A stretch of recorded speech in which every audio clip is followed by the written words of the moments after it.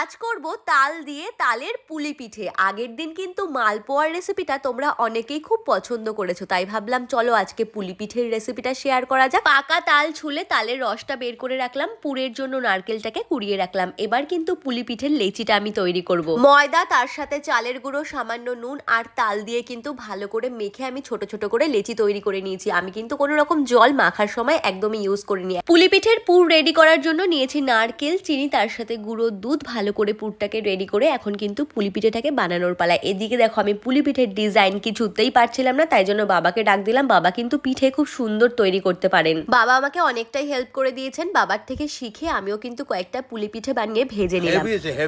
বাবার থেকে শুনেই নিলে এটা কেমন হয়েছে। তোমরাও কিন্তু বাড়িতে একবার হলেও এই তালের সিজনে তালের পুলি পিঠেটা ট্রাই করে দেখো, তোমাদেরও কিন্তু দারুণ লাগবে। অনেকটাই কিন্তু তালের ফ্লেভার থাকে। ভিডিওটা ভালো লাগলে একটা লাইক, কমেন্ট, শেয়ার অবশ্যই করে দিও। দেখা হচ্ছে পরের ভিডিওতে।